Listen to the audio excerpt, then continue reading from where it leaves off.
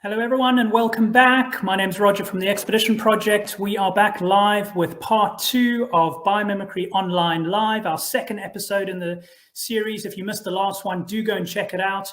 We're going to be joined with Sue Swain, founder of BioWise, in a minute to have another eye-opening discussion about biomimicry. Really excited about it. So for starters, do send us in a little message to say where you're watching this from in the world. You can start sending your questions, your biomimicry related questions in, so we can sort of answer that during the Q&A. But for now, let's just have a little look and remind ourselves of what biomimicry is all about. Imagine an experience that ignites the same spirit of adventure and pursuit of discovery as exploring the outer limits of space. But where the adventure lies not beyond our galaxy, but right here in exploring the extraordinary diversity and hidden depths of this planet. An experience that reveals how nature is a vast library of ingenuity we can learn from. A library filled with proven, real solutions for all our human development and sustainability challenges. Solutions based on the billions of years of research and development by the natural world's designers, architects, engineers, and scientists. This is the science of biomimicry, the practice of learning from and emulating nature's genius. Biomimicry is at the forefront of innovation. It is the next revolution, the natural revolution. Now, imagine the place that brings all this to life, that showcases and fuels this natural revolution. A place that brings the same kind of enchantment, thrills and magic to the world as Disney intended, but where the wonder does not lie in the realm of make-believe, but in the reality of nature's genius and the value of this genius to us.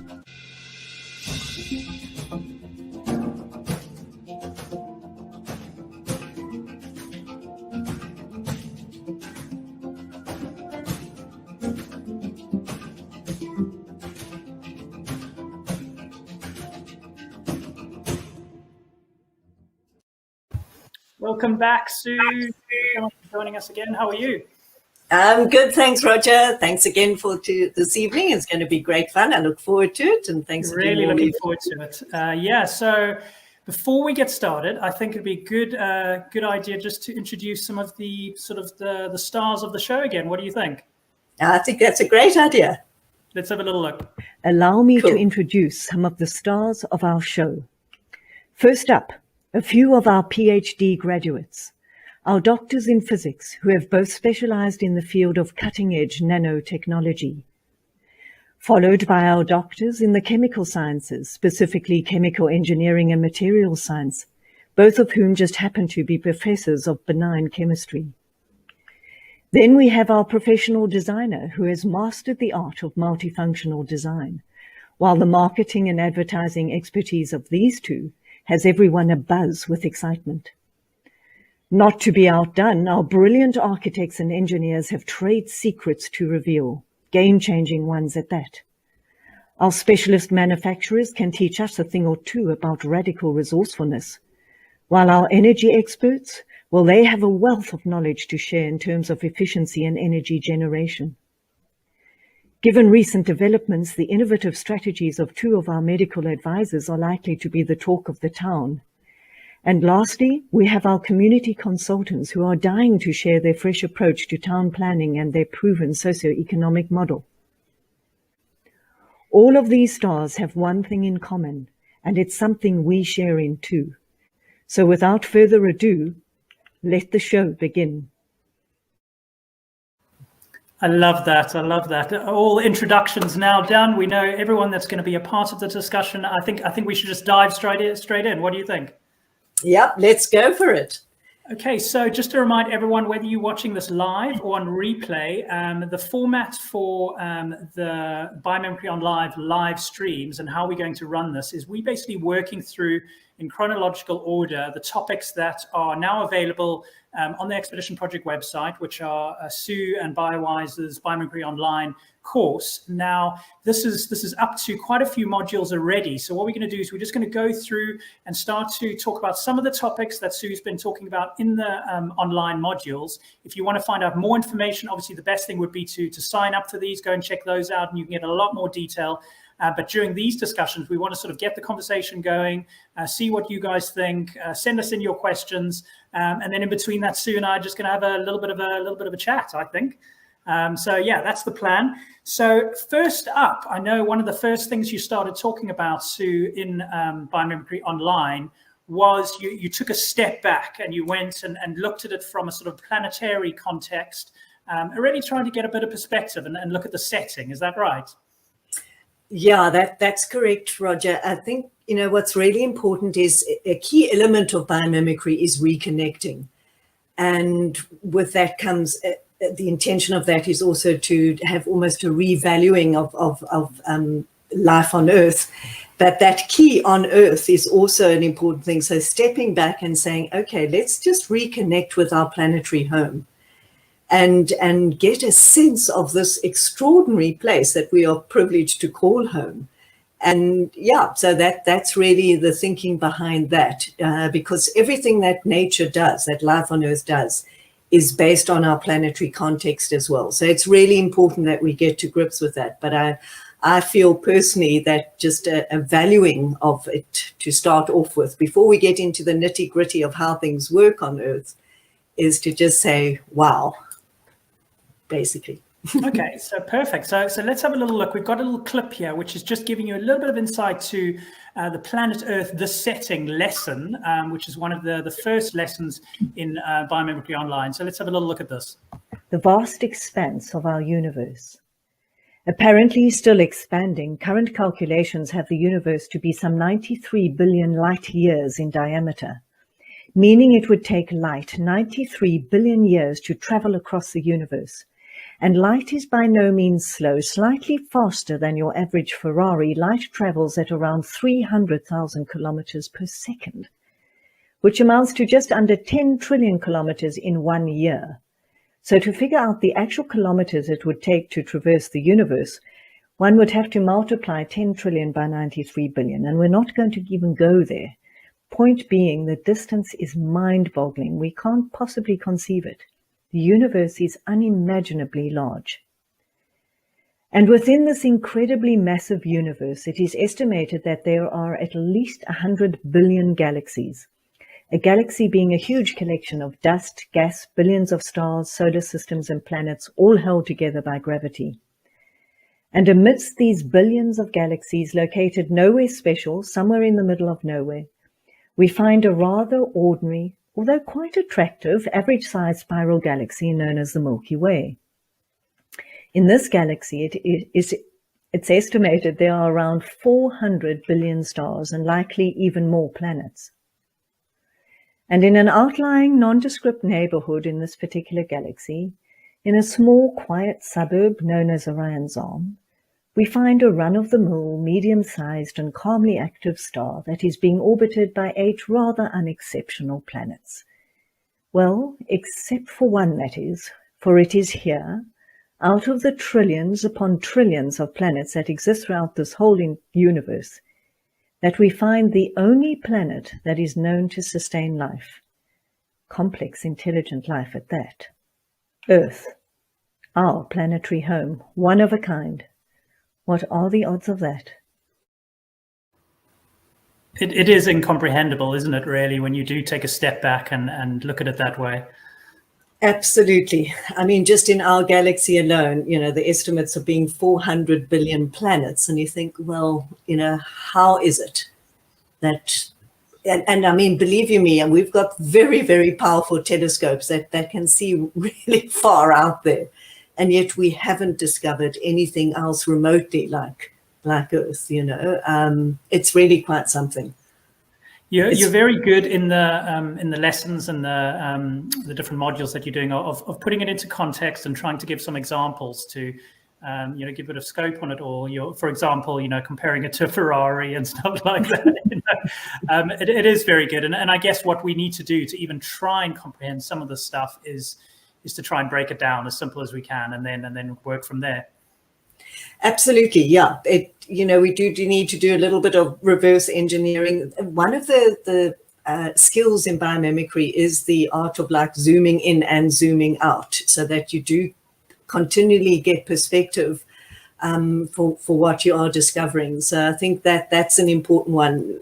So even just with this lesson was to zoom out a bit beyond our planet to understand just how vast the universe is. I mean, can you imagine trying to work out 93 billion times 10 trillion? And that's just, it is mind-boggling. We can't fathom it. But hopefully within that realization, we'll start to develop a humbling of what we have been blessed with. No matter what you may believe in, from a spiritual, religious point of view, the fact is we're one of a kind, to the best of our knowledge. And we've got a lot of technology, that we've been tapping into for many years to try and discover other planets similar. Yeah. So just a reminder for everyone watching out there, send us in your questions, anything you want to know. The topic we're talking about today is we're kind of taking a step back and looking at more of the planetary setting, our place in the universe. So we got sort of 3 parts we're gonna go into this today. And then in the subsequent Biomimicry Online live streams, we're going to start to work through some of the online modules that Sue's put together, which are fantastic. So Sue, we've got a question that's been sent in, and it is from Rachel. She says, are there examples, well, quite a difficult question actually, are there examples of universal biomimicry rather than just planet Earth biomimicry? Sure, that's an interesting question. I wonder, the one thing that we can understand with nature is we talk about life being cellular and nested. So for instance, you've got, community of organisms that live within a larger habitat, within an ecosystem, within a biosphere. So one could say you've got Earth and we're spinning with the moon around the sun, and together with the sun's taking us on a jaunt around the galaxy, and our galaxy is also nested within the larger universe. So in terms of that, one could make some kind of a connection, but understanding that biomimicry is literally about reconnecting with and learning from life on Earth as such. So all the lessons are contextually based, but I'd like to give this some deeper thought as well. And it's a great question. Thank you, Rachel, if you're listening. And and maybe we can get feedback from people who are doing the course as well, what they might think as it comes up, because that's really what I would love us to achieve also through the course, Roger, is developing a network of people who've done the course, and that there's feedback, there's this community of shared knowledge or understandings and insights and things that happens as well. Because I'm learning hugely just putting this course together as well, making daily discoveries. And I think it's important just a reminder for everyone out there listening, whether you're watching it live on replay, is that we're not trying to reinvent the wheel with these courses. There's plenty of other fantastic courses out there. This is just one part of it, and we're taking a bit of a different approach, which is really exciting. And as Sue mentioned, it is all about the collaboration and the community we're creating. Get the conversation going, which is why these live streams are a part of it and so important. And another reason why we're going to treat these live streams, sort of topic by topic, rather than just having open sort of general discussions, so that when you're going through the course, you can then go back to the Q&A and go back to these live streams. And maybe that might help you just get a bit more context onto what you're learning at the time.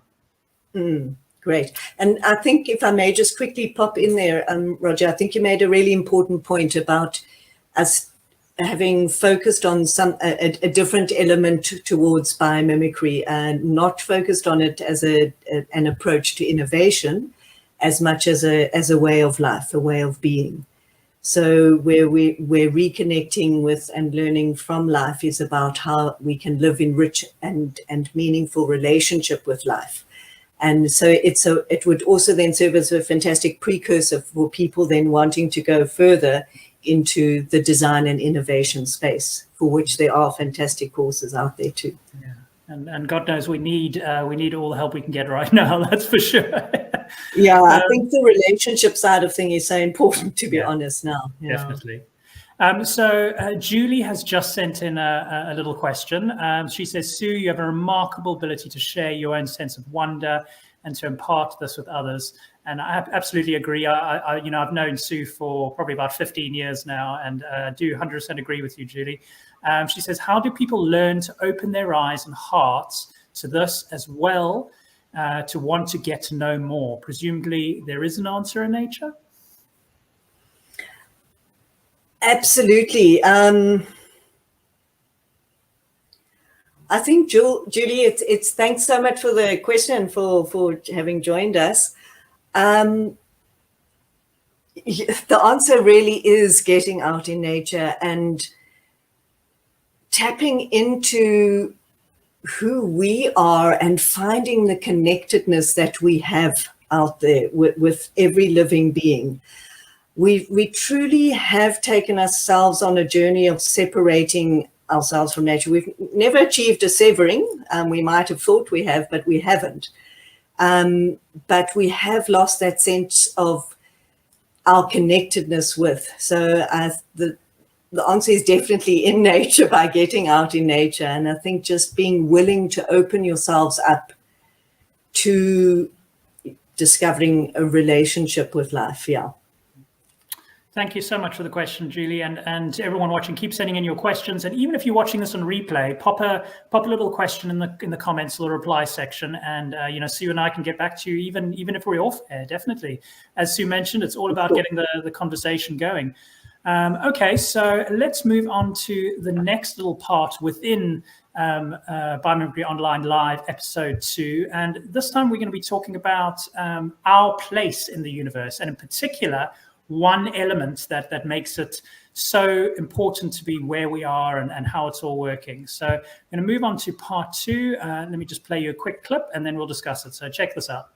Water is a key ingredient for life, but it needs to be liquid water. You see, one of water's contribution to life is that it's an amazing solvent and transport system, dissolving the chemicals needed for life and transporting them to and from and within cells that use those chemicals for energy and growth. And a small pool or puddle of water wouldn't do. Plenty is required, and Earth ticks that box just perfectly, with 70% of its surface being covered in liquid water.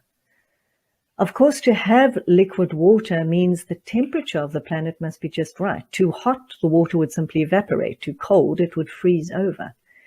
Earth's average temperature is an ideal 15 degrees Celsius. But to have the right temperature means you have to be the right distance from the stellar source of your heat. And in this, Earth has picked her spot perfectly. It's called the Goldilocks zone, the sweet spot around a star where water can remain in a liquid state. But then for complex life to thrive, you also need the range in temperature to not be too extreme. And this requires having just the right orbit around a star that is not too deviantly eccentric or elliptical, so that you neither get too close nor zoom too far away from your star. And Earth's orbit is almost perfectly circular. So this grand old lady is just eccentric enough to make life interesting. So that's part 2, talking about a Goldilocks zone within the universe and our place in it. So this is all part of one of the first modules in Biomimicry Online, where we're sort of taking a look back. So Sue, we've got a question that's come off straight off the bat from this. Are you happy to dive straight in, or do you want to do any comments following that video? No, I'm happy for us to dive into the question.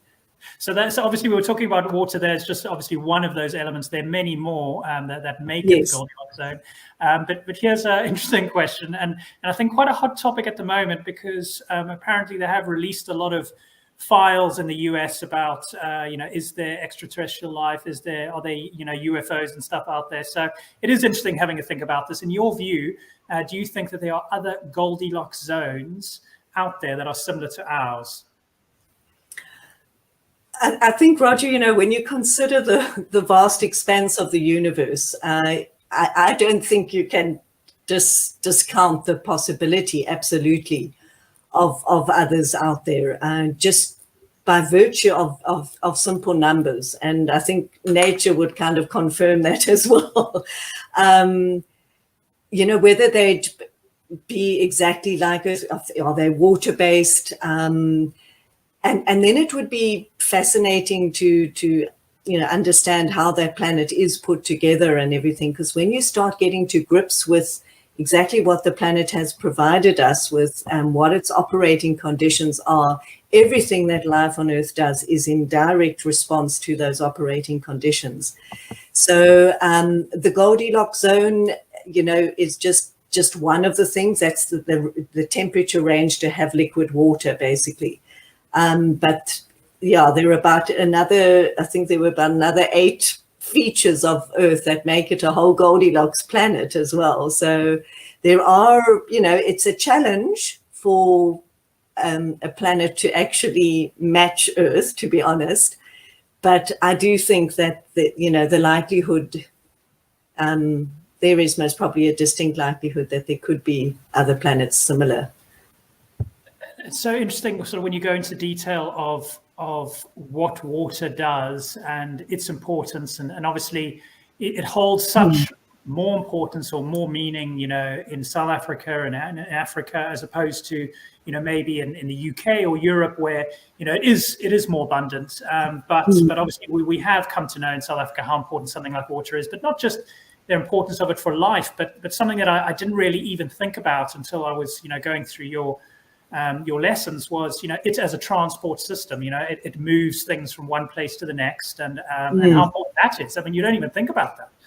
No, it is. It is quite an extraordinary element. Just if, the fact that it can exist in these 3 states, the whole way it cycles around the Earth. It's just the whole system that has been designed for planet Earth is absolutely phenomenal.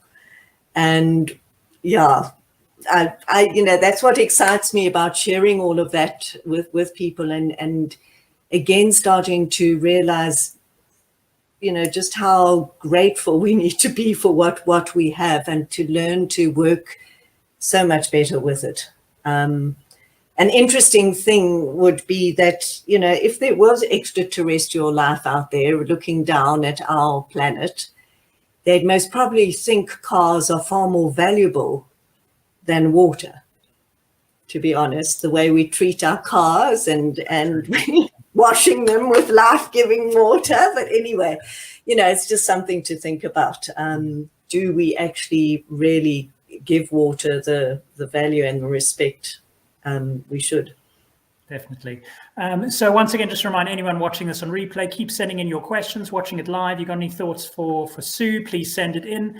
The final part of this evening, and obviously these are just quick fire episodes where we just get the conversation started. So the final part of this evening is all about our neighbors and our sort of, where we are. We spoke a little bit about the Goldilocks zone and the Earth's place in the universe, but what about all of our neighbors? And there are quite a lot of them, actually, but one in particular, and once again, something I didn't even think about how important it is. One in particular, we're going to talk about now and show a little video. So check this out. A constant companion and chaperone, the moon, who helps keep us on the straight and narrow, keeping us at the perfect angle and slowing and stabilizing our rotation so we're not too tilted, too wobbly, and not too fast, all of which has a wonderfully calming effect on weather and the seasons and our day and night cycles. And together with a little help from the sun, our moon also creates the tides, which help set up currents, which help circulate nutrients and regulate temperature and influences climate. But it does so with just the right level of tidal forces to not cause major changes to heat or volcanic activity and ocean currents in the process. And then there's Jupiter, who is an absolute star when it comes to being a good neighborly planet. Its immense gravitational field acts like a giant vacuum cleaner, sucking in rogue asteroids, comets, and meteors, which may otherwise be bombarding us. Although apparently it does sling a few our way too, perhaps to serve as a reminder as just how lucky we are. I love that. I saw something recently on NASA's social media about how important Jupiter is actually as well. So the timing of that was quite good. It's fascinating.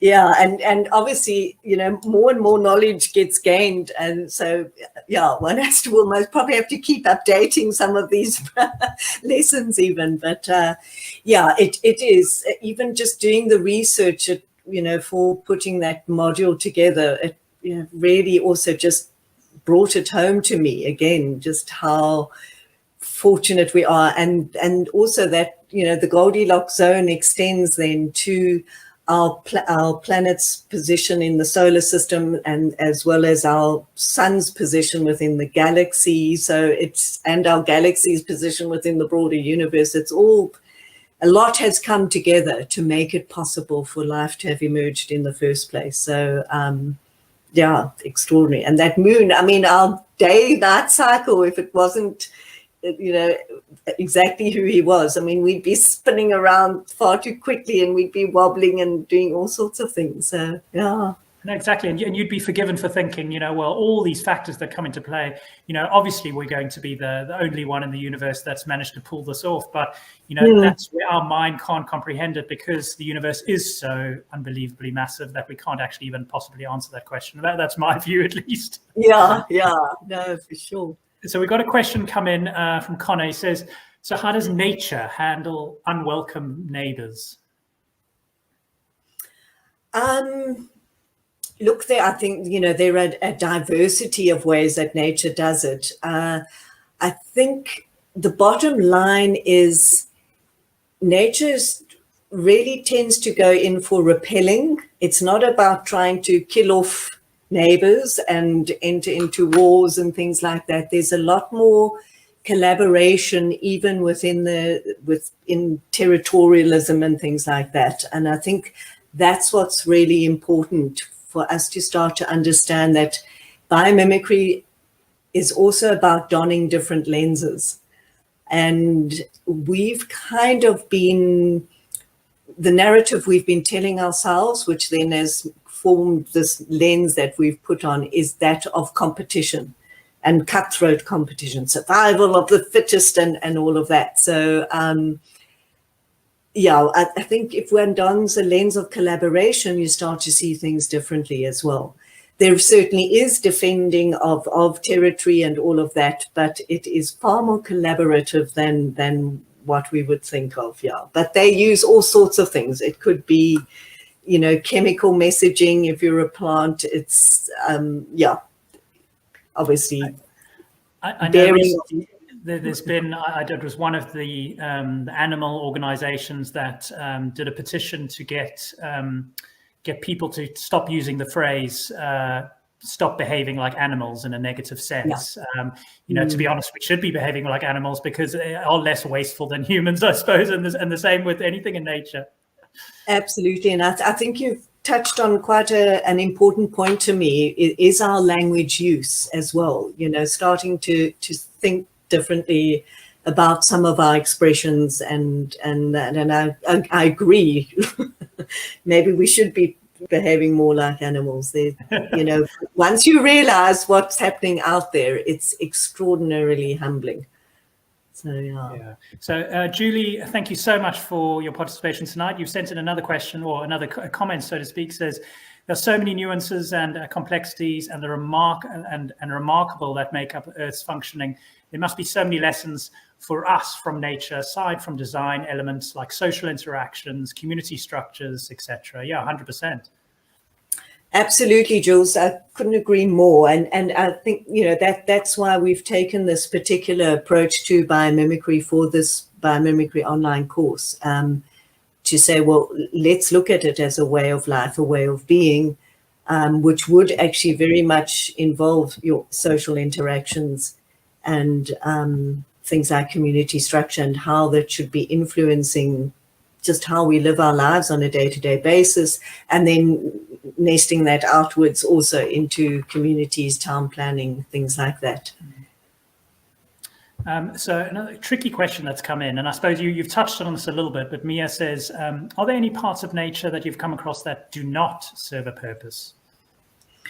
Absolutely not. We may not always understand or see or comprehend the purpose, but no, I haven't. So I know a lot of people, what's the purpose of a mosquito, you know? But when you start to, again, understand the niches and the roles everyone plays, and that we're all part of this interdependent, interconnected system, that nothing, actually, you know what, Leonardo da Vinci said it far more eloquently than I could ever, you know, where he said, nothing in nature's inventions is lacking, nothing is superfluous. And that's not just relating to the invention side of things, it's just to their presence within an ecosystem. Nothing is lacking, nothing is superfluous. Yeah. So thanks for the question, Mia, but to my knowledge, no, I cannot always identify what the purpose is, but I know they have one. And it just, again, I think it depends which lens one puts on that you can start to see those purposes, and just valuing them for being a fellow companion with us on this, our planetary journey. Yeah. Thank you so much. Okay, so for just to round up and end this off, what we'd like to do for these live streams at the end is give you a little bit of a takeaway, give you a little bit of an activity, something that you can, you know, do in your own time. And this is very much following in the mold from what we're trying to create in Biomimicry Online, which is available at the expeditionproject.com. Sue's designed a fantastic set of 4 modules so far. 5th one's on the way soon, and many more to come. And they're all going through some, you know, amazing topics, just like some of the ones we've explored today. But Sue, is there a particular sort of something that you want people to walk away with from today that they can maybe do in their own time or have a think about? Maybe just 2, actually. I'd really like, if you're lucky enough to have, you know, starry skies that you can go out, I think just going out, looking up, and just thinking of this vast expanse and what an incredible home we have. And just being awed by that night sky. But also maybe just giving some thought to the fact that we often, you know, we're spending billions on trying to find life out there. How would you maybe approach actually discovering the life right here? We've got 30 to 100 million different species waiting to be discovered and entered into relationship with. So maybe just giving some thought to how you would actually maybe tackle that with the same kind of interest and sense of adventure and discovery as what we want to put into discovering life out there. Let's turn that to finding the life and discovering the life right here with whom we share our planetary home. Brilliant. So just a reminder to everyone watching this live, watching this replay, keep sending in questions, comments, go and check out the other live streams we've done. Sue also participated about a month ago now, actually. Time has flown on in the Wildlife Conservation in South Africa conference, online conference, which is a fundraising conference for 8 different organizations, including Sue, so she can continue her research and some of the fantastic work that she's done. And we sort of put together this conference where we're speaking to lots of different organizations. Sue was a part of that presentation for that. So go and check that out. The fundraising continues for that. Obviously, things have been so tough for so many tourism organizations, as well as anyone participating in any fields of research or anything like that. So it is vital. So do show some support if you can. Go and check that out on the expeditionproject.com. But for us, what we're going to do is see you again next month. So we're going to do these the first Thursday of every month. And they're going to be taking, as I mentioned at the start, a chronological order through Biomimicry Online. And then starting to get the conversation started. So spread the word, get involved as much as you can, take on board Sue's takeaways from today. And yeah, that's it from me. Any final words from you, Sue? No, just go out and enjoy and appreciate the planet and everything it's done to make it possible for us to be here. Perfect. Thanks, Roger. Thanks, everyone. Have a great evening, and we'll see you soon. Cheers.